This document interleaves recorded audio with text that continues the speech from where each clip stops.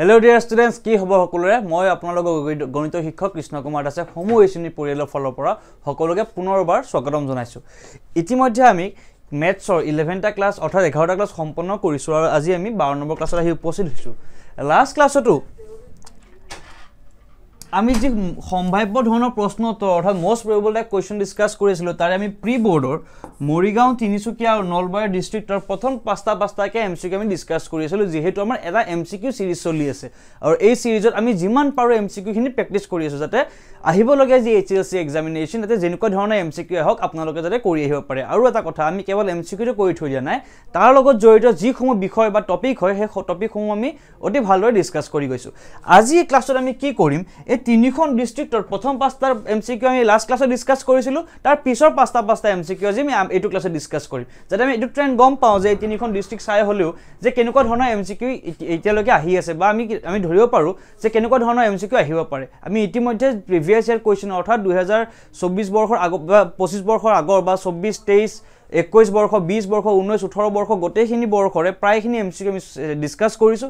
লগতে আমি যি স্যাম্পল পেপাৰ প্ৰস্তুত কৰা হৈছিল সেবাৰ ফালৰ পৰা হেসমূহ ডিসকাস কৰিছো আৰু বৰ্তমান আমি এই তিনিখন ডিস্ট্ৰিক্টৰ টেষ্ট পেপাৰ বা প্ৰি বোৰ্ডৰ এক্সামিনেশন হৈছিল তাৰে আমি এমসিকিউ সমূহ ডিসকাস কৰি আছো গতিকে পলম নকৰি আজি আমি প্ৰথম কোৱেশ্চনটোলৈ আহো প্ৰথম কোৱেশ্চনটো দিয়া হৈছে যে তলত দেখুওৱা সমীকৰণ জোৰত a আৰু b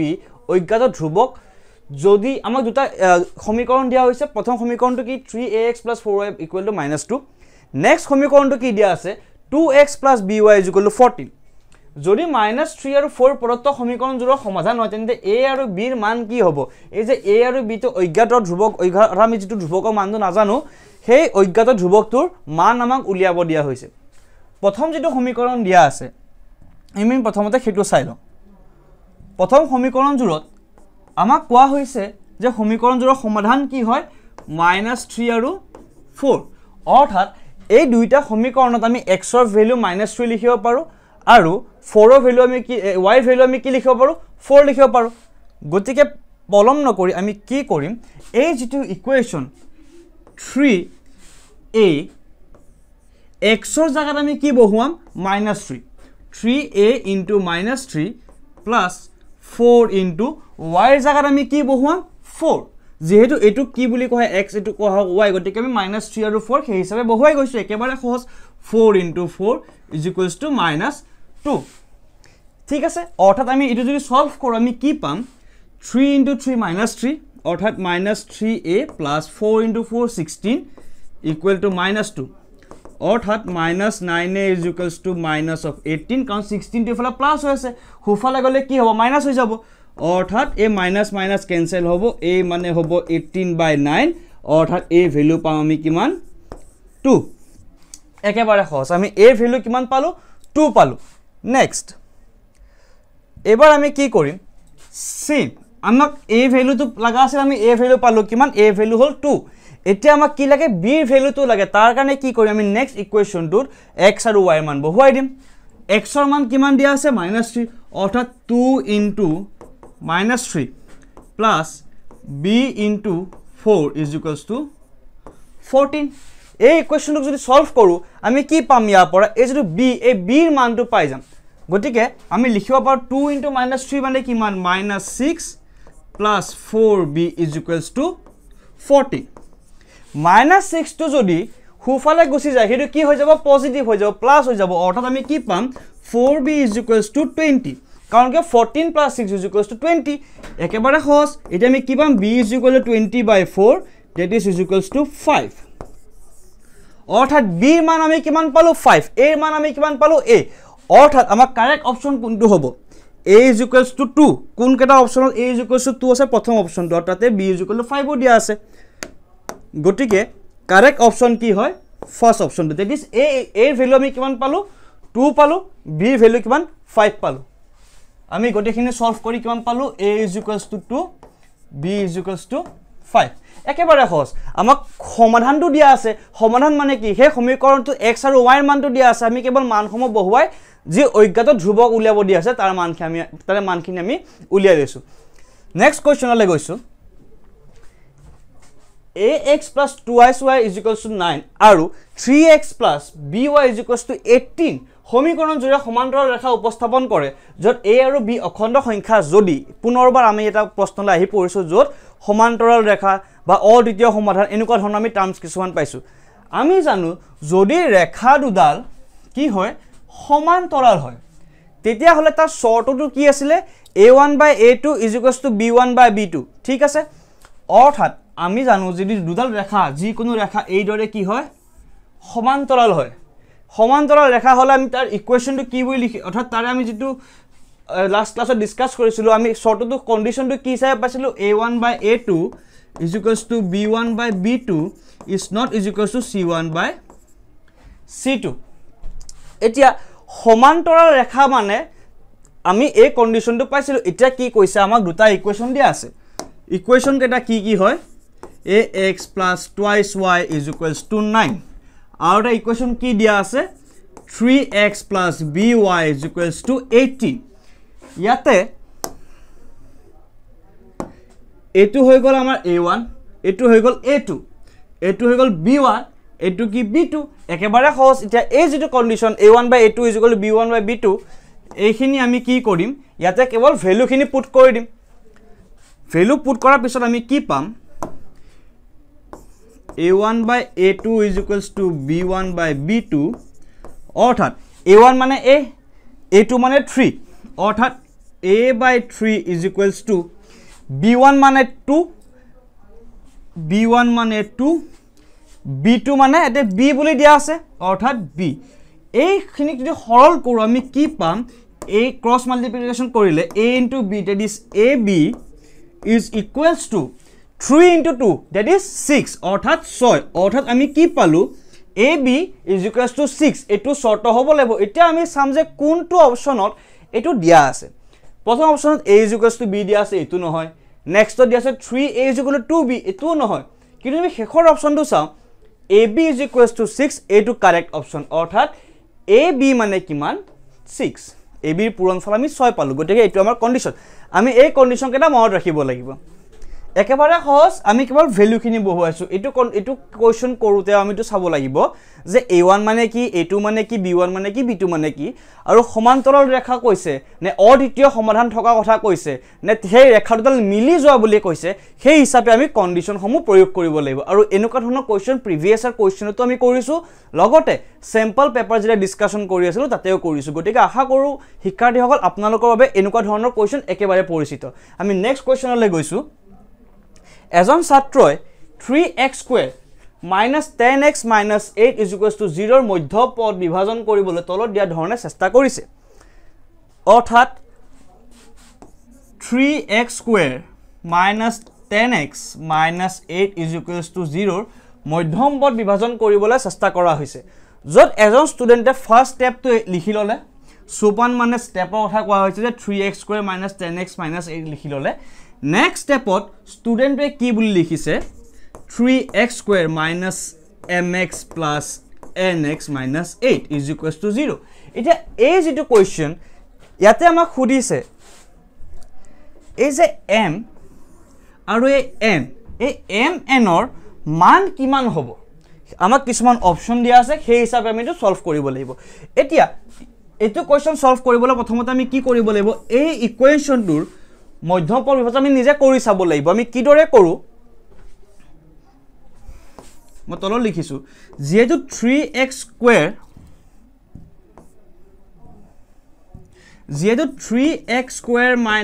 10x - 8 আছে আমি এটো কি হিচাপে লিখিম এই যেটো x² লগত জড়িত হৈ থকা সহগ বা ধ্ৰুব এই যে 3 আছে তাৰ লগত আমি 8ক কি কৰিম পূৰণ কৰিম অৰ্থাৎ আমাৰ এটা যদি ইকুৱেশন দিয়া থাকে ax² + bx + c এনেকুৱা ধৰণৰ যদি দ্বিঘাত সমীকৰণ দিয়া থাকে আমি a আৰু c প্ৰথমতে পূৰণ কৰি লম আয়াৰ আগৰ কোৱেশ্চন সমূহত আমি যেতিয়া এনেকুৱা ধৰণৰ কোৱেশ্চন কৰিছো মই শিকাইছো যে আমি কি দৰে এই বস্তুটো ভাঙিব চেষ্টা কৰো অৰ্থাৎ 3 * 8 কৰিলে আমি কিমান পালো 24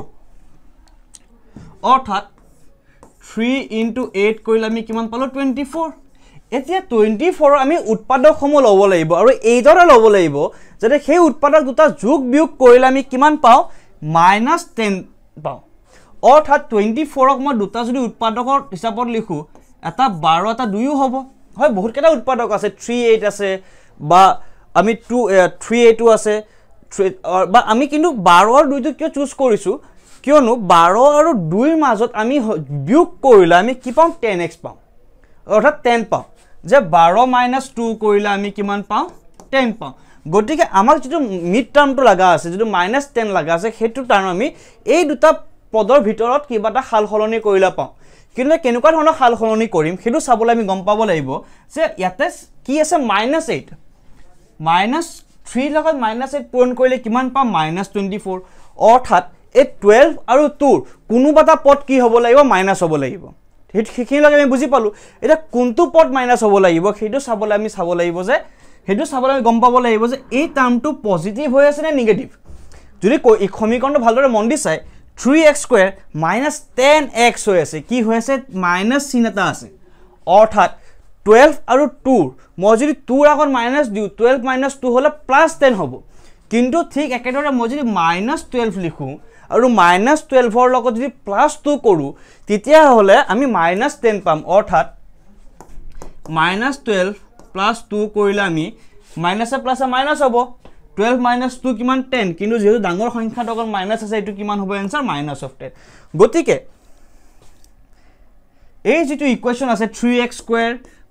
10x - 8 = 0 আমি কিদৰে ভাঙিম 3x² - 10x তো কিদৰে লিখিম আমি 12x + 2x - 8 = 0 ঠিক আছে এতিয়া এই দুটা ইকুৱেচন আমি কম্পেয়াৰ কৰিম -mx - 12x অৰ্থাৎ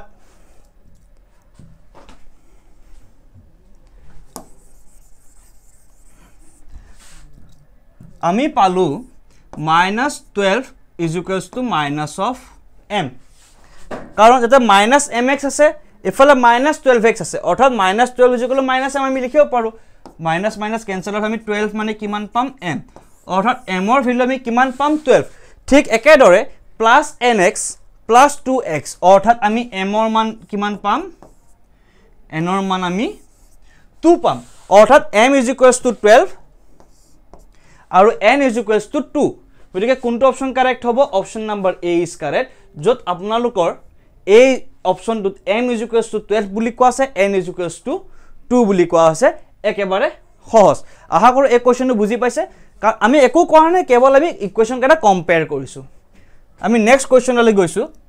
দুটা যোগাত্মক অখণ্ড সংখ্যা a আৰু 5 দিয়া থাকিলে এনে দুটা অদ্বিতীয় সংখ্যা অখণ্ড সংখ্যা q আৰু r থাকিব যাতে a = 5q + r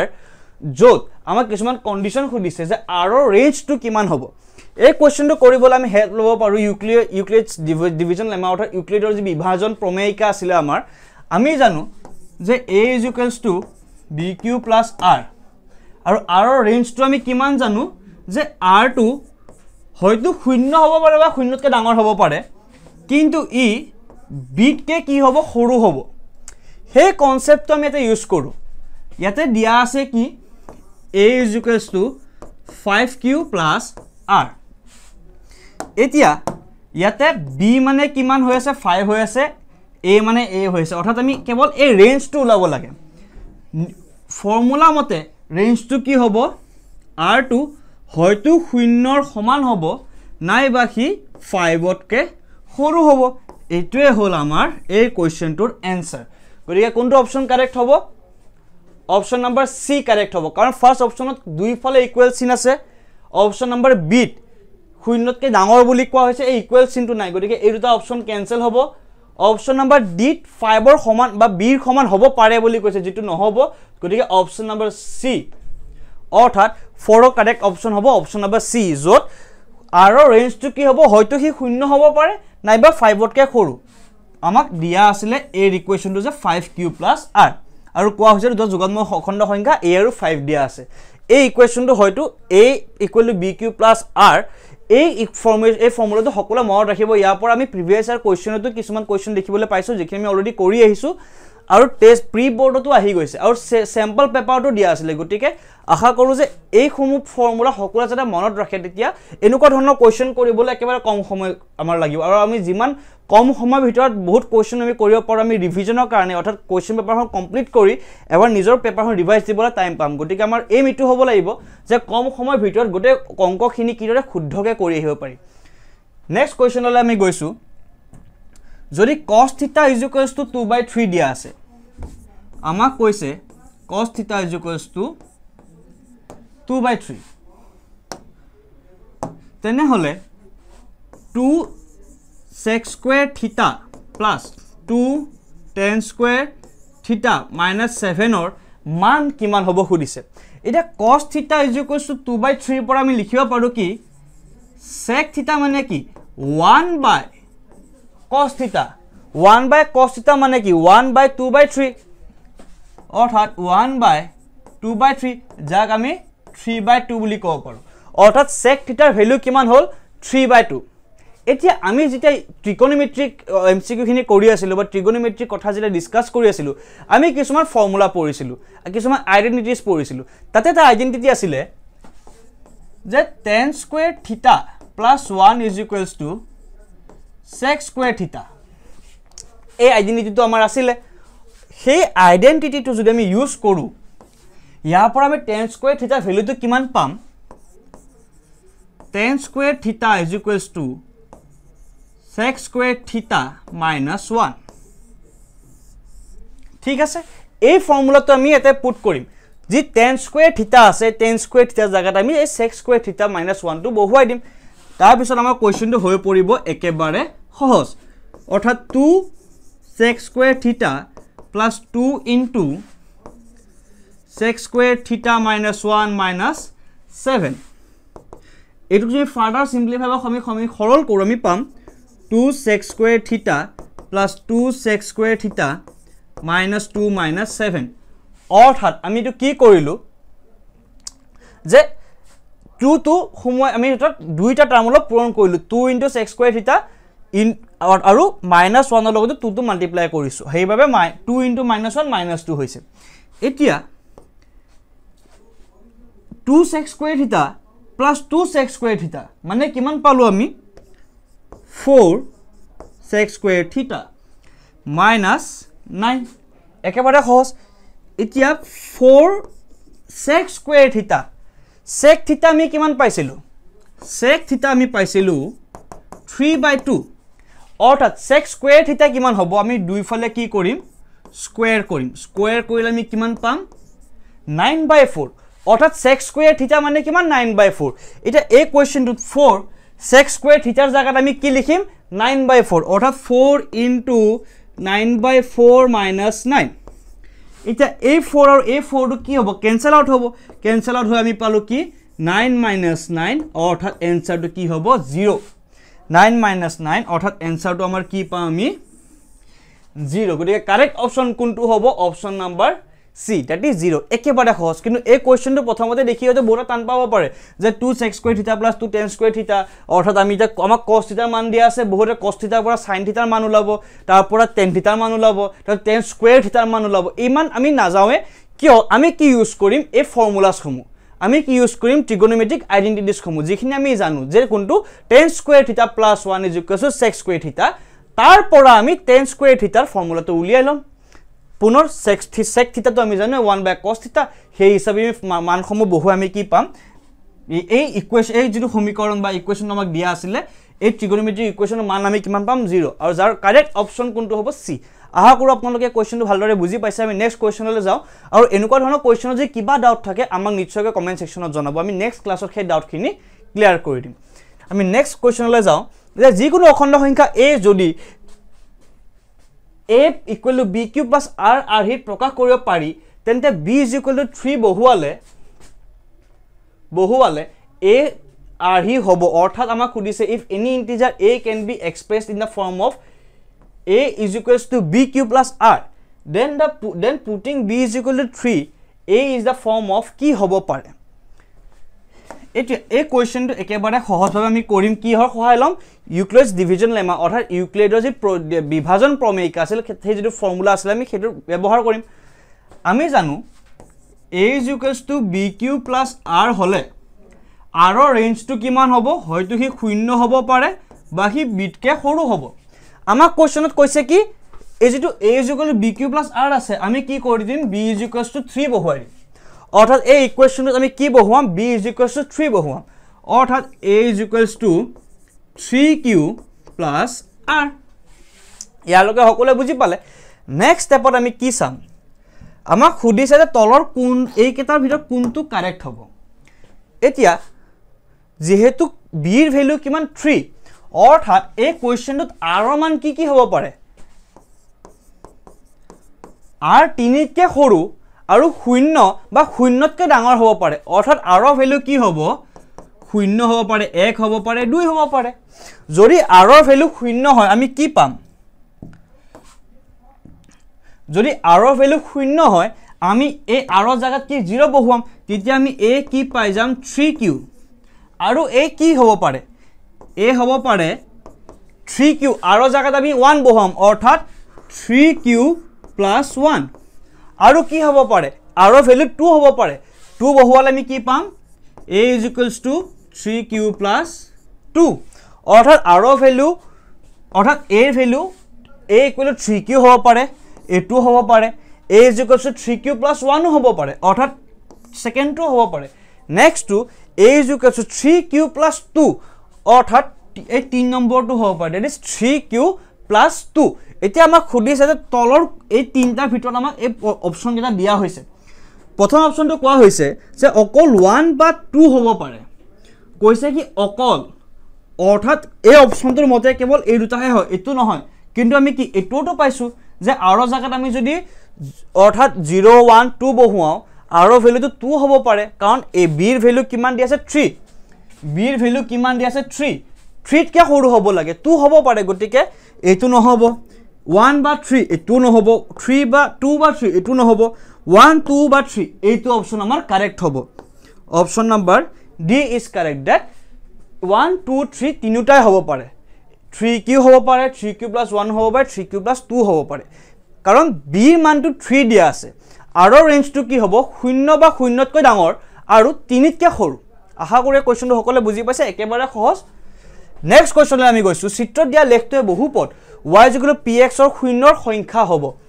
অৰ্থাৎ আমাক এটা লেখ দিয়া আছে এই লেখটো পৰা কৈছে যে আমাৰ কেইট নাম্বাৰস অফ জিৰোজ যে শূন্যৰ কিমান কেইটা শূন্য পাম শূন্যৰ সংখ্যা কেইটা হ'ব আমি জানো যে এখন লেখে যদি x অক্ষক যেটা বিন্দুত সেট কৰে বা কি যেটা পয়েন্টত কটাকটি কৰে সেইটা শূন্য হে লেখটো থাকিব অৰ্থাৎ এই লেখডালে কেইটা বিন্দুত কাট খাইছে এটা দুটা ঠিক আছে অৰ্থাৎ এইটো এটা পয়েন্টত কাট খাইছে আৰু এইটো এটা পয়েন্টত কাট খাইছে গতিকে কেইটা শূন্য থাকিব সকলোৱে কক ইয়াৰ অপচন কোনটো কাৰেক্ট হ'ব এটা ইয়াৰ দুটা শূন্য থাকিব গতিকে option number B to correct হ'ব কেইটা শূন্য থাকিব দুটা শূন্য একেবাৰে সহজ যেটা বিন্দুত কাট খাইছে x অক্ষক সেটা আমাৰ শূন্য থাকিব আমি এনেকুৱা ধৰণৰ কোৱেশ্চন প্ৰিভিয়াস কোৱেশ্চনটো কৰি আহিছো যে যত আমাক ইকুৱেশ্যন দিয়া থাকে বা আমাক লেখ দিয়া থাকে আমাক কেইটা শূন্য আছে কব দি ঠিক আছে আমি নেক্সট কোৱেশ্চনলৈ আগবাঢ়ো দ্বিঘাত বহুপদ 3x² - 48 ৰ শূন্য দুটা that zeros of the quadratic polynomial 3x² - 48 are তাহাতৰ কোৱালিটি বা তাহাতৰ প্ৰকৃতি কি বা তেওঁলোকৰ নেচাৰটো কি হ'ব হে ৰুট দুটাৰ বা শূন্য দুটাৰ কেনু বা জিৰো দুটাৰ কেনেকুৱা ধৰণৰ প্ৰকৃতি হ'ব সেইটো আমাক খুদা হৈছে এতিয়া আমি জানো যে ৰুট কি দৰে ওলাই বা x আমি যদি এটা ইকুৱেশ্যন লিখো ax² + bx + c x ৰ ভ্যালুটো কি দৰে ওলাই -b ± b² - 4ac / 2ac এই যেটো b² - 4ac তা কি বুলি কোৱা হয় ভেদ নিৰূপক বুলি কোৱা হয় এটা ভেদ নিৰূপক মানে কি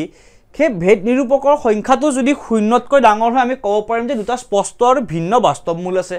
যদি শূন্যৰ সমান হয় আমি ক'ব পাৰিম যে দুটা সমান আৰু বাস্তৱ মূল আছে যদি শূন্যতকৈ সৰু হয় কোনো বাস্তৱ মূল নাই ইয়াৰ লগত জড়িত আমি বহু কেইটা কোৱেশ্চন কৰি আহিছো অলৰেডি ভেদ নিৰূপক মানে কি আছিল b² - 4ac AC এতিয়া আমাক দিয়া ইকুৱেশ্যনটো কি হয় 3x² - 48 এই ইকুৱেশ্যনটোত a মানে কিমান 3 b মানে কিমান 0 কিয় 0 হৈছে কাৰণ x ৰ হে মানটোৱে নাই কাৰণ x ৰ যেটো মান থাকিব লাগে সেই ইকুৱেশ্যনটোত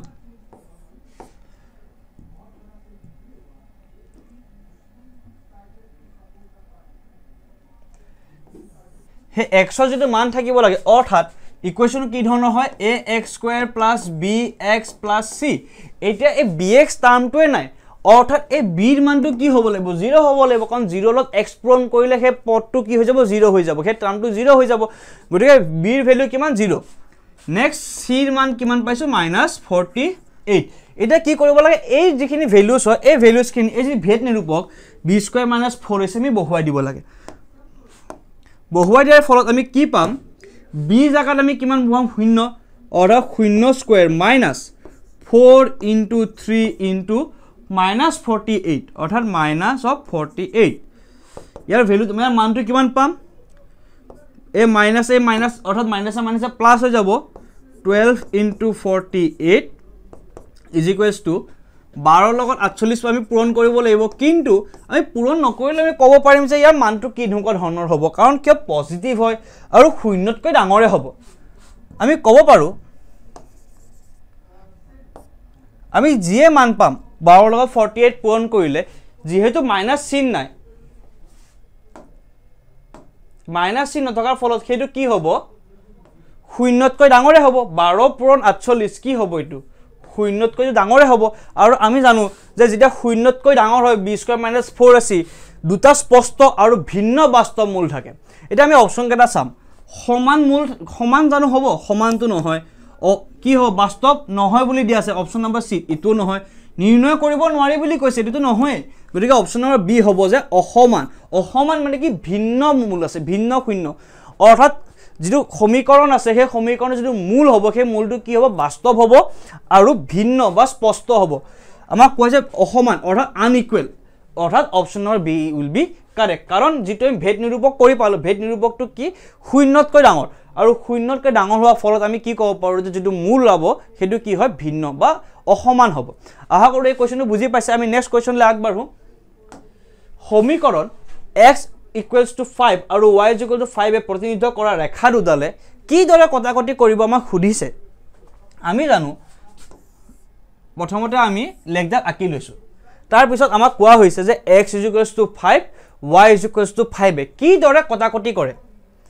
হেতু চাবলৈ আমি প্ৰথমতে লেখডাল আঁকি ল'ব লাগিব x = 5 y = 5 হে লেখডাল আমি আঁকিলা কি দৰে পাম আমি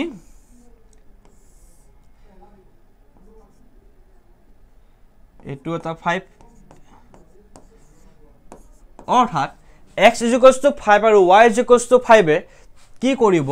এই দৰে 90 ডিগ্ৰী পৰস্পৰ লম্বভাৱে কটাকটি কৰিব আমাক অপচন কি দিয়া আছে প্ৰথম সেকেন্ড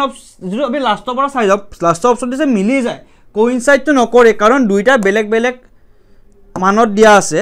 এটা কি x = 5 এটা y = 5 ঠিক আছে তাৰ পিছত কৈছে সমান্তৰালটো নহয় আমি কি দেখিছো এদৰে কটাকটি কৰিছো যে কটাকটি কৰিছে সমান্তৰালটো হ'বই নোৱাৰে গতিকে অপচন নম্বৰ c তো নহব অপচন নম্বৰ b কি কৈছে কটাকটি কৰে আৰু লম্ব হয় yes এটো অপচন কাৰেক্ট হ'ব প্ৰথমটোত কিন্তু কটাকটি কৰে কিন্তু লম্ব নহয় বুলি কোৱা আছিল আমি জানো যে এটা লেখ যেতিয়া একে মানৰ দুডাল ৰেখা অৰ্থাৎ x = 5 এই ধৰণৰ উদাহৰণ হিচাপে কৈছো y = 5 এইদৰ যে কটাকটি কৰে কি হিচাপে কৰিব লম্বভাৱে কটাকটি কৰিব গতিকে এই অপচনটো একেবাৰে থিওৰিটিক্যাল কোৱেশ্চন হয় কোনটো অপচন কাৰেক্ট হ'ব অপচন নম্বৰ বি যে কটাকটি কৰে কিন্তু কিভাৱে কৰে লম্বভাৱে কৰে একেবাৰে সিম্পল কোৱেশ্চন নেক্সট কোৱেশ্চনলৈ আগবাঢ়িছো এটা এই কোৱেশ্চনটো অলপ দেখিবলৈ দীঘল কোৱেশ্চন পেপাৰটো এই কোৱেশ্চনটো অতি দীঘল ভাবে আছে গতিকে ষ্টুডেন্টে ভাবিব পাৰে যে দীঘল কোৱেশ্চন হয় টান হয় কিন্তু কোৱেশ্চনটো পঢ়ি চালে গম পাব আপোনালোকে একেবাৰে সহজ প্ৰশ্ন কোৱেশ্চনত দিয়া আছে যে ax + by + c দুটা ইকুৱেশ্যন দিয়া আছে a2x + b2y বা +c2y মানে আমাক কি কৈছে দুটা ইকুৱেশ্যন দিয়া আছে অৰ্থাৎ যি are any two linear equation in two variable then match part a with part b দুডাল আমাক সমীকৰণ দিয়া আছে সমীকৰণ দুটা কি কৰিব দিয়া হৈছে আমাক ম্যাচ কৰিব দিছে এতিয়া আমি মনত কৰিম কোন কেটা শৰ্ত যে দুডাল ৰেখা কেতিয়া সমান্তৰাল হয় দুডাল ৰেখা কেতিয়া পৰস্পৰ কটাকটি কৰে বা অদ্বিতীয় সমাধান থাকে বা দুডাল ৰেখা কেতিয়াবা মিলি যায় সেই তিনিটা কন্ডিশন আমি মনত ৰাখিব লাগিব যেটো আমি লাষ্ট ক্লাছত যেতিয়া আমি কোৱেশ্চন সমূহ কৰি গৈছিল লাষ্ট ক্লাছ কিছুমানত তাতে আমি সেই তালিকাখন আপোনালোকক দেখুৱাই দিয়া হৈছিল যে কি শৰ্ত আছিল যে দুডাল ৰেখা সমান্তৰাল হ'ব বা অদ্বিতীয় সমাধান থাকিব অদ্বিতীয় সমাধান কেটা থাকিব যেতিয়া a1 by a2 is not is equals to b1 by b2 ঠিক একেদৰে সমান্তৰাল কেতিয়া হ'ব যেতিয়া a1 by a2 by equal to b1 by b2 মই আজি ক্লাছত আমি এটা কোৱেশ্চন কৰি আহিছো মিলি কেতিয়া যাব যেতিয়া a1 by a2 is equal to b1 by b2 is equal to c1 by c2 সেই কনসেপ্ট খিনি ইউজ কৰি আমি এই কোৱেশ্চনটো কৰি যাম একেবাৰে সহজ ফাৰ্স্ট অপচনটো কি দিয়া আছে a1 by a2 is not is equals to b1 by b2 অৰ্থাৎ ইয়াৰ কথা খুদা হৈছে এই দৰে যেতিয়া দিয়া যায় মানে কি ৰেখা দুডালৰ পৰস্পৰ অদ্বিতীয় সমাধান থাকে অৰ্থাৎ এটাই সমাধান থাকে এখানে অদ্বিতীয় বুলি কোৱা হয় অৰ্থাৎ যেটো a হ'ব 1 হ'ব হেতু কোৰ লগত মিল খাব এ b লগত তাৰ পিছত খুদা হৈছে a1 by a2 is equals to b1 by b2 is equals to c1 by c2 হেতু যেতিয়া আমি গম পাও যেতিয়া তিনিটা ৰেশিও যেতিয়া একে হৈ যাব তেতিয়া কি হ'ব আমি কব পাৰিম সমাধান অৰ্থাৎ অসীম সংখ্যক সমাধান থাকে কিয় আমি জানো যেতিয়া a1 by a2 is equals to b1 by b2 is equals to c1 by c2 তিনিটা ৰেশিও কেতিয়া একে হৈ যাব যেতিয়া ৰেখা দুডাল মিলি যাব আৰু ৰেখা দুডাল যেতিয়া মিলি যায় আমি কব পাৰিম যে অসীম সংখ্যক সমাধান থাকে এই দৰে দুডাল ৰেখা যেতিয়া মিলি যাব আমি কব পাৰিম অসীম সংখ্যক সমাধান থাকে সেইভাবে এই 2 যেটো অপচন হয় হেতু c লগত মিলিব আৰু নেক্সট দিয়া আছে a1 by a2 is equals to b1 by b2 is equal it's not equal to c1 by c2 যেটো আমি জানো কি হয় সমাধান নথকা অৰ্থাৎ সমান্তৰাল ৰেখাৰ ৰিকুৱেষ্ট শৰ্তটো দিয়া হৈছিল গতিকে কাৰেক্ট অপচন কোনটো হ'ব 1 to c লগত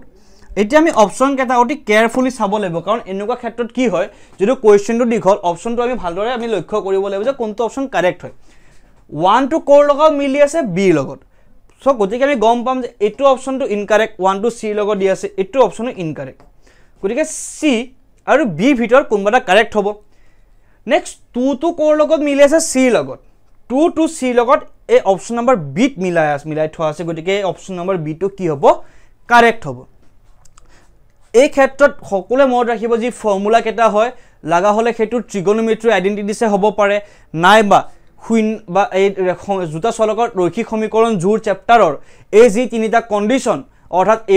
a1 by a2 is not equal to b1 by b2 কেতিয়া হ'ব যেতিয়া অদ্বিতীয় সমাধান থাকে অৰ্থাৎ কটাকটি কৰে a1 by a2 equal to b1 by b2 is not equal to c1 by c2 হেতু কেতিয়া হয় যেতিয়া সমাধানে না থাকে অৰ্থাৎ ৰেখা দুডাল কি হয় সমান্তৰাল a1 by a2 is equal to b1 by b2 is equals to c1 by c2 কেতিয়া হ'ব যেতিয়া অসীম সংখ্যক সমাধান থাকে অৰ্থাৎ ৰেখা দুডাল কি হয় মিলি যায় অৰ্থাৎ আমি এই তিনিটা ইকুৱেশন ভালদৰে মনত ৰাখিব লাগিব এটা হল কটাকটি কৰে অদ্বিতীয় সমাধান কেতিয়া হ'ব যেতিয়া a1 by a2 is not equals to b1 by b2 সমাধান না থাকে সমান্তৰাল হ'ব কেতিয়া যেতিয়া a1 by a2 is equal to b1 by b2 হয় নেক্সট যেতিয়া তিনটা ৰেশিও একে হৈ যাব তেতিয়া কি হ'ব অসীম সংখ্যক সমাধান অৰ্থাৎ ৰেখা দুডাল মিলি যায় একেবাৰে সহজ কিন্তু এই সহজ কনসেপ্টৰ পৰাই প্ৰায় কোৱেশ্চন আহা দেখা গৈছে গতিকে এইখিনি কনসেপ্ট ভালদৰে মনত ৰাখিব লাগিব নেক্সট কোৱেশ্চনলৈ আগবাঢ়িছো অৰ্থাৎ আমি ইতিমধ্যে মৰিগাঁও আৰু তিনচুকীয়া ডিস্ট্ৰিক্টৰ যি প্ৰথম পাঁচটা কোৱেশ্চন আমি লাষ্ট ক্লাছত ডিসকাস কৰিছিলো তাৰ পিছৰ পৰ্যায়ত যে পাঁচটা এমসিকিউ হেখিনি আজি ডিসকাস কৰা হৈ গল এতিয়া আমি কি কোনলৈকে আমি নলবাৰী ডিস্ট্ৰিক্টৰ যি প্ৰি বৰ্ডৰ এক্সামিনেশন হৈছিলে প্ৰথম পাঁচটা এমসিকিউ লাষ্ট ক্লাছত ডিসকাস কৰিছিলো তাৰ পিছৰ পাঁচটা এমসিকিউ এতিয়া ডিসকাস কৰিম একেবাৰে সহজ for two odd numbers x and y two statements are given below কোৱা হৈছে অযুগ্ম সংখ্যা x আৰু y ৰ বাবে দুটা উক্তি তলত দিয়া হৈছে কি দিয়া হৈছে x square plus y square is divisible by 2 x square plus y square ক 2 ৰে বিভাজ্য কৰিব পাৰি আৰু তা কোৱা হৈছে যে q অৰ্থাৎ প্ৰথম যেটো আমাক দিয়া হৈছে উক্তি হেতু p বুলি কোৱা হৈছে নেক্সট যেটো উক্তি q হেতু কি বুলি কোৱা হৈছে x square plus y square is divisible by 4 অৰ্থাৎ x square plus y square ক আমি 4 ৰে বিভাজ্য কৰিব পাৰো এটা কোনটো উক্তি শুদ্ধ হ'ব আমাক খুদিছে নে দুইটাই শুদ্ধ নে দুইটাই ভুল নে p টো শুদ্ধ q টো ভুল নে q টো শুদ্ধ p টো ভুল সেই চাৰিটা কোৱেশ্চন আমাক খুদা হৈছে ইয়াৰ কাৰণে আমাক কিছুমান তথ্য দৰকাৰ হ'ব আমি জানো যে প্ৰথমটো চাব লাগিব যে x আৰু y স্কয়াৰ কি হয় for two odd numbers x and y অৰ্থাৎ আমাক কোৱা হৈছে এক্স আৰু ৱাই কি হয় অড নাম্বাৰ বা আমি কি বুলি কওঁ অযুগ্ম সংখ্যা ঠিক আছে আমি জানো যে অযুগ্ম সংখ্যাৰ বৰ্গ কি হ'ব অযুগ্ম হ'ব অৰ্থাৎ এক্স ৱাই যদি অযুগ্ম হয় আমি ক'ব পাৰিম এক্স স্কোৱাৰ ৱাই স্কোৱাৰো অযুগ্ম হ'ব আপোনালোকে উদাহৰণ লৈ চাব পাৰে 3 তো অযুগ্ম হয় 3 স্কোৱাৰ কি 9 তো অযুগ্ম হয় 9 তো আকৌ অযুগ্ম 9 স্কোৱাৰ কি হয় 81 তো কি হয় পুনৰ অযুগ্ম ঠিক একেদৰে 5 তো অযুগ্ম হয় 5 ৰ স্কোৱাৰ কি 25 তো এটা অযুগ্ম সংখ্যা গতিকে এইটো গম পালো যে x স্কোৱাৰ আৰু y স্কোৱাৰো অযুগ্ম সংখ্যা হ'ব এতিয়া আমাক কি কৈছে x square plus y square x square plus y square এতিয়া দুটা অযুগ্ম সংখ্যাৰ যোগফল আমি কি পাওঁ দুটা অযুগ্ম সংখ্যাৰ যোগফল আমি এটা যুগ্ম সংখ্যা পাওঁ দুটা অযুগ্ম সংখ্যাৰ যোগফল আমি কি পাওঁ এটা যুগ্ম সংখ্যা পাওঁ বা কি পাওঁ এটা ইভেন নাম্বাৰ পাওঁ উদাহৰণ স্বৰূপে দুটা অযুগ্ম সংখ্যা যি কোনো লগ আপোনালোকে মই 3 আৰু 9 লৈছো 3 আৰু 9 ৰ যোগফল কিমান হ'ব 12 হ'ব আৰু দুটা অযুগ্ম সংখ্যা লৈছো মই 3 আৰু 7 লৈছো 3 7 কিমান 10 ঠিক আছে 3 আৰু 5 কিমান 8 বা x আৰু y হিচাপে লগ x যদি 3 হয় 3 স্কয়াৰ কিমান 9 y to যদি 5 হয় 5 ৰ স্কয়াৰ কিমান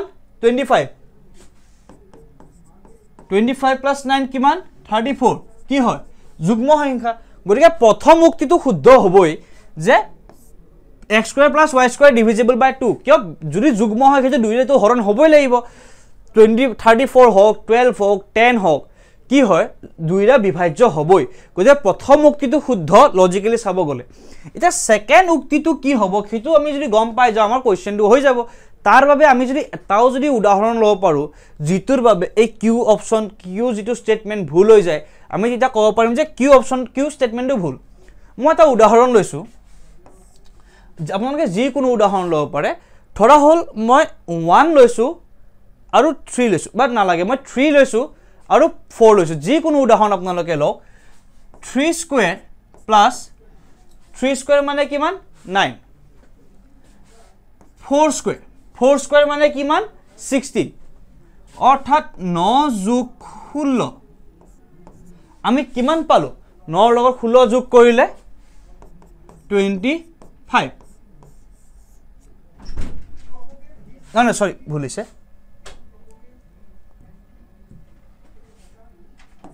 কাৰণ আমাক দুটা অযুগ্ম সংখ্যা বুলি কোৱা হৈছে আমি কি লম 5 স্কয়াৰ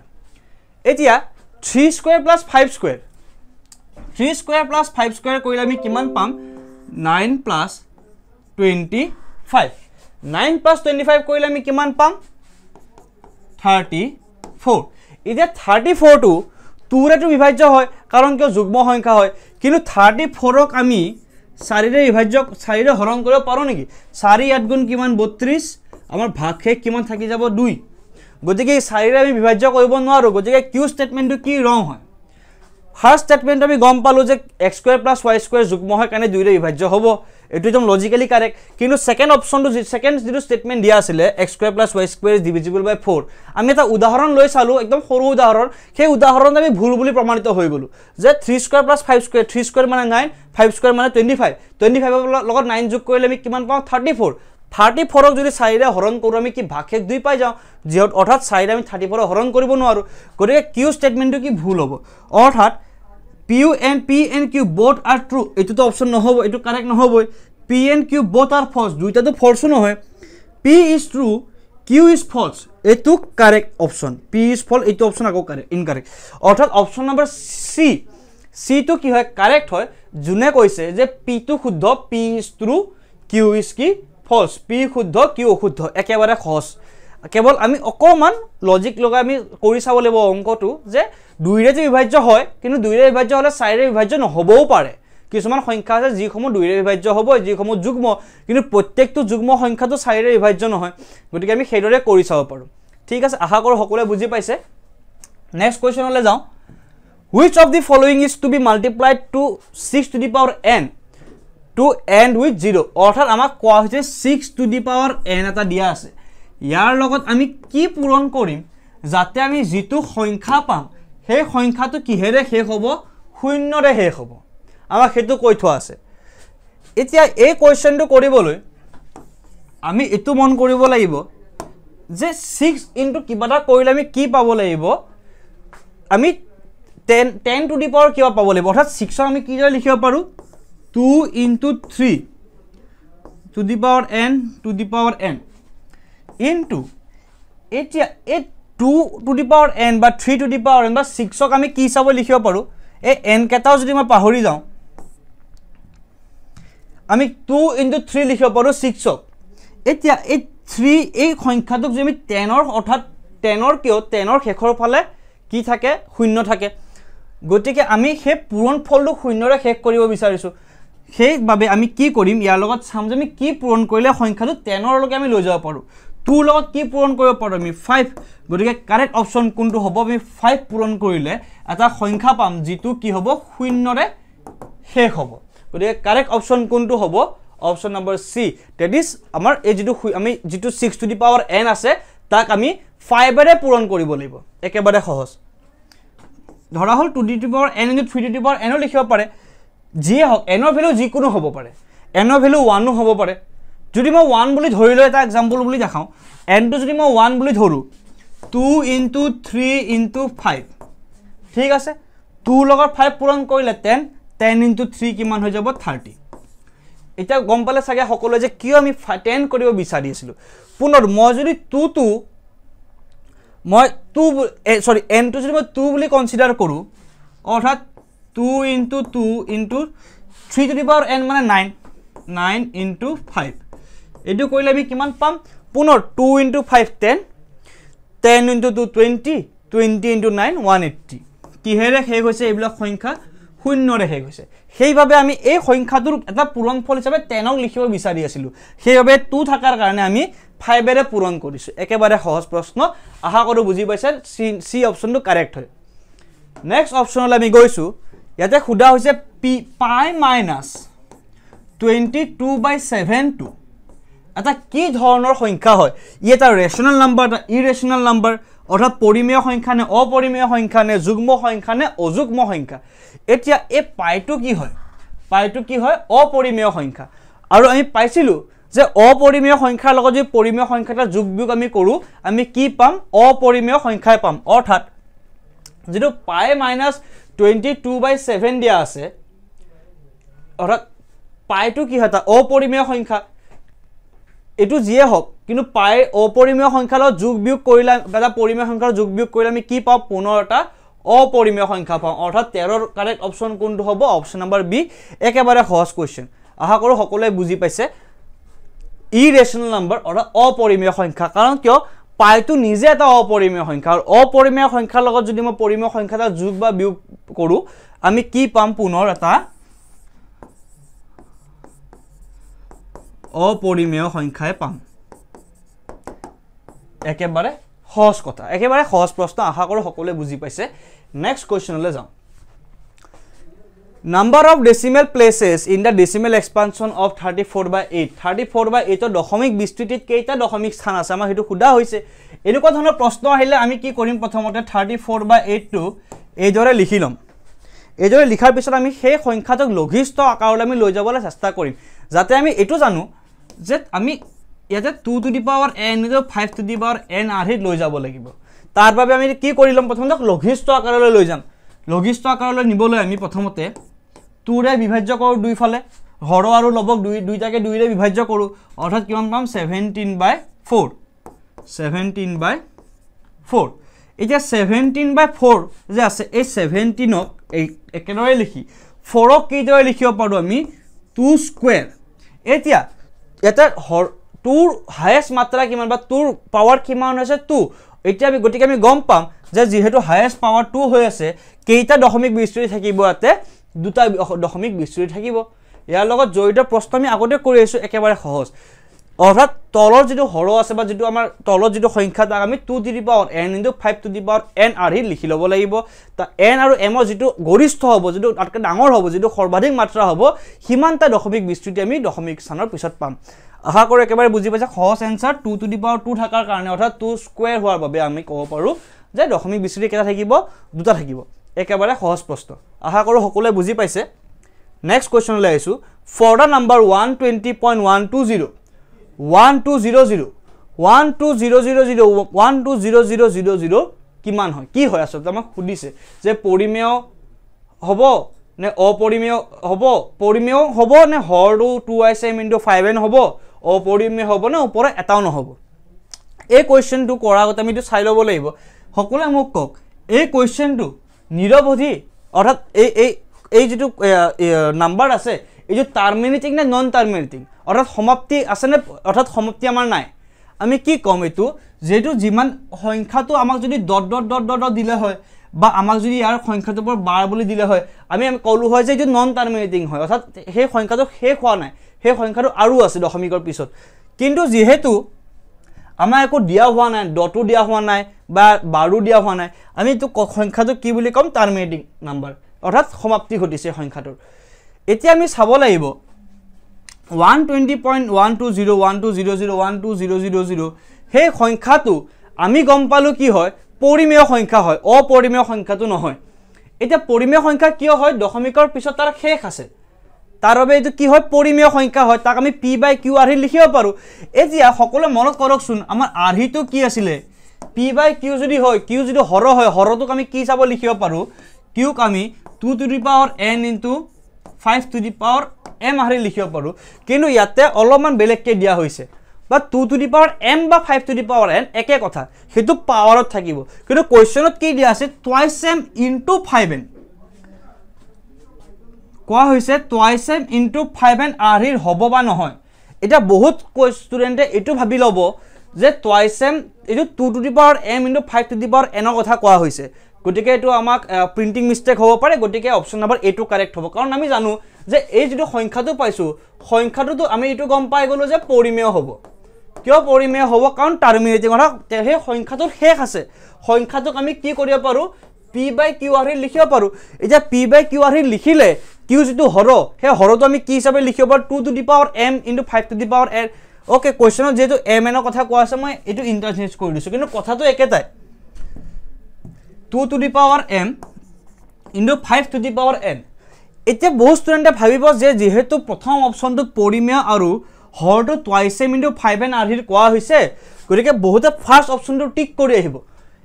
এই দুটা অপচনটো নহয় যে অপৰিমেয়টো নহয় আৰু পৰিমেয় হলেও এটো আৰহিৰ নহয় বুলি কৈ দিছে গৰিকে বি অপচনটো নহয়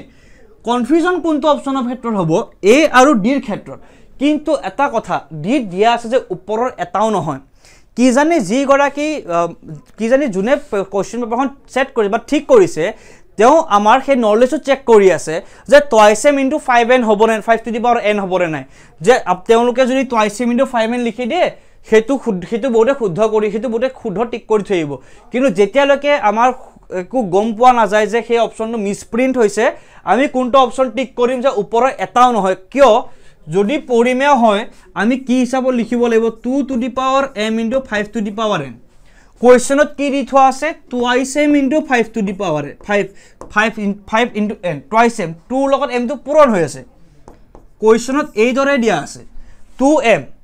2 টো পূৰণ কৰি আছে তেওঁলোকে 2 টো পাৱাৰৰ লিখাই নাই গতিকে এটো তো হ'ব নোৱাৰে কি হ'ব 2 to the power m into 5 to the power n হ'ব লাগিছিল গতিকে ওপৰৰ এটাও নহয় এটো অলপ কনসেপচুৱেল কোৱেশ্চন আছিল শিক্ষাৰ্থীসকল গতিকে আশা কৰো আপোনালোকে বুজি পাইছে কিন্তু যেতিয়ালৈকে কোৱেশ্চনত নকয় বা আমাক আহি তেওঁলোকে ইনফৰ্ম নকৰে যে এটো কোৱেশ্চন মিসপ্ৰিন্ট কৰা হৈছে যেহেতু অপচন যদি অপচন নিদিলে হেতেন যদি এটা পুনৰ যদি কিবা বেলেগ ধৰণৰ অপচন দিলে হয় যে অপৰিমেয় হয় বা কিবা বেলেগ ধৰণৰ হয় তেতিয়া হলে আমি এটো ভাবিলো হয় যেন হয় মিসপ্ৰিন্ট কৰিছে গতিকে অপচন নম্বৰ এ টো কাৰেক্ট হ'ব পাৰে কিন্তু যেহেতু অপচন এটা দিয়া আছে যে ওপৰৰ এটাও নহয় গতিকে আমি গম পাম যে হয়তো তেওঁলোকে মিসপ্ৰিন্ট নকৰিব পাৰে তেওঁলোকে আমাৰ হেতু এবিলিটি চেক কৰি আছে যে কাৰেক্ট এনসাৰ আমি টিক কৰি হেও পাউনে নোৱাৰো গতিকে এটো অপচন এনসাৰ কি হ'ব option number D that is ওপৰৰ এটাও নহয় কিয় কোনটো আহি থাকিব লাগিছিল 2 to the power m into 5 to the power n আহা কৰো শিক্ষাৰ্থীসকলে এই কোৱেশ্চনটো বুজি পাইছে সকলোৱে এনেকুৱা ধৰণৰ কনসেপচুৱেল কোৱেশ্চন আহিব পাৰে আৰু এই কোৱেশ্চনটো বহুত ভাল কোৱেশ্চন হয় কিয়নো একেবাৰে কনসেপচুৱেল যে 2 to the power n no 5 to the power n তেওঁলোকে মনত ৰাখিব লাগিব তেওঁলোকে অপচন সমূহ চাব তেওঁলোকে ভালদৰে অপচন সমূহ পঢ়ি চাব লাগিব আৰু যিসকল শিক্ষাৰ্থীয়ে ভালদৰে অপশ্যনকেইটা পঢ়ি চাইছে মই আশা কৰোঁ যে তেওঁলোকৰ এই কুৱেশ্যনটো শুদ্ধ হৈ আহিছে আৰু এই ধৰণে যদি যেনেকুৱা ধৰণে কুৱেশ্যনে আহক মেইন পৰীক্ষা বা HSC এক্সামিনেশ্যন আপোনালোকৰ যাতে শুদ্ধ হৈ আহে এইখিনিয়ে কামনা কৰি আজি আমাৰ ক্লাছটো শেষ কৰিছোঁ ইয়াতে লাষ্ট কুৱেশ্যন আছিলে আমি কি কৰিলোঁ আমি ইয়াৰ আগৰ ক্লাছসমূহত PYQসমূহ কৰিলোঁ প্ৰিভিয়াছৰ কুৱেশ্যন আমি কি কৰিলোঁ চেম্পল পেপাৰ কৰিলোঁ তাৰপিছত আমি কি কৰিলোঁ প্ৰি বৰ্ডৰ যিখিনি কুৱেশ্যন সেইখিনিও চালোঁ অৰ্থাৎ ক'ব গ'লে 12টা ক্লাছ হৈছে আমাৰ 12টা ক্লাছত আমি অতি কমেও মিনিমাম 150 MCQ টাচ কৰিছোঁ অৰ্থাৎ তাতকৈ বেছিয়ে কৰিছোঁ আৰু যিসমূহ MCQ প্ৰিভিয়াছৰ কুৱেশ্যন বা চেম্পল পেপাৰ বা টেষ্ট পেপাৰ এইসমূহত আহি আছে আমি আশা কৰোঁ যে সেই কুৱেশ্যনসমূহ ভালদৰে বুজি পাইছে লগতে আজি ক্লাছটোত আমি কি চালোঁ দ্বিঘাত সমীকৰণৰ শূন্য দ্বিঘাত সমীকৰণ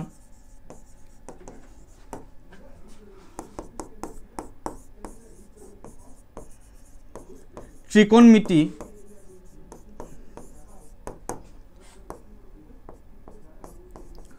পৰিমেয় আৰু অপৰিমেয় সংখ্যা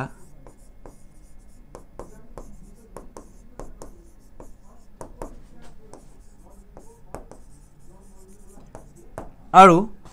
বহু ধৰণৰ আমি কুৱেশ্যন কৰিলোঁ আজি প্ৰতিটো অপৰিমিতিটো দশমিক বিস্তৃতিৰ ওপৰত আছিল পৰিমেয় সংখ্যাৰ ওপৰতে আছিলে এইবিলাক কুৱেশ্যন আমি দ্বিঘাত এনেকুৱা ধৰণৰ কুৱেশ্যন আমি দ্বিঘাত সমীকৰণৰ পৰা কিছুমান কুৱেশ্যন কৰিছিলোঁ গতিকে আশা কৰোঁ প্ৰত্যেক ধৰণৰ কুৱেশ্যন আপোনালোকে বুজি পাই আছে লগতে আমি দুটা চলকত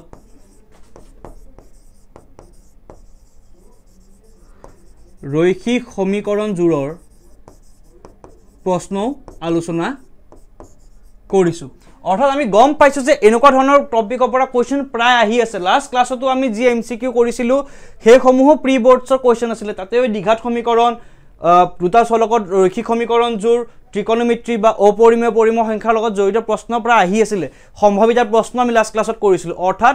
প্ৰত্যেকটো চেপ্টাৰ আমাৰ বাবে ইম্পৰ্টেণ্ট হয় প্ৰত্যেকটো চেপ্টাৰে খুঁটি নাটি পঢ়াটো আমাৰ দায়িত্ব হয় আৰু সেই দায়িত্ব আমি পালন কৰিবই লাগিব মাজত আৰু মাত্ৰ কেইটামান দিন আছে আশা কৰোঁ যে সকলোৰে প্ৰস্তুতি ভালদৰে চলি আছে আৰু এইখিনিকে কৈ আজি আমি ক্লাছটো সামৰিছোঁ এই যিসমূহ কুৱেশ্যন আছিলে সেই কুৱেশ্যনৰ লগত যি টপিক আছিলে আৰু বহুতকেইটা টপিক আমি ডিছকাছ কৰিছোঁ কিন্তু আশা কৰোঁ সেই সকলোখিনি টপিকেই আপোনালোকে ভালদৰে বুজি পাইছে যদি কোনোবা ধৰণৰ ডাউট আছে আমাক নিশ্চয়কৈ জনাব কমেণ্ট ছেকশ্যনত আমি আছোঁ আপোনালোকৰ লগত এই যাত্ৰাত যাতে আপোনালোকৰ এই যাত্ৰা যি অন্তিম স্থান সেই অন্তিম স্থানত যায় আপোনালোকে উপনীত হয় আপোনালোকৰ ৰিজাল্ট ভাল হয় এটা ভাল নম্বৰলৈ সকলোৱে উত্তীৰ্ণ হয় তাৰ বাবে আমি সদায় লগত আছোঁ এই শ্ৰেণীৰ পৰিয়াল সদায় আপোনালোকৰ লগত আছে কেৱল আপোনালোকে যদি কিবা বুজি নাপায় বা কিবা ডাউটছ থাকে বা কিবা সুধিবলগীয়া থাকে আমাক কমেণ্ট ছেকশ্যনত জনাব আমাৰ ইনষ্টাগ্ৰাম আৰু ফেচবুক পেজতো আপোনালোকে আমাক জনাব পাৰে গতিকে আশা কৰোঁ যে আজি যিটো ক্লাছ এই ক্লাছটো সকলোৱে ভাল পালে আৰু ইমানখিনি সহযোগিতা দিবৰ বাবে পুনৰবাৰ সকলোকে বহুত ধন্যবাদ আৰু আশা কৰোঁ যে এই যি ক্লাছটো সকলোৱে বুজি পালে গতিকে এইখিনিকে কৈ মই কৃষ্ণ কুমাৰ দাসে সকলোৰে পৰা বিদায় মাগিছোঁ ধন্যবাদ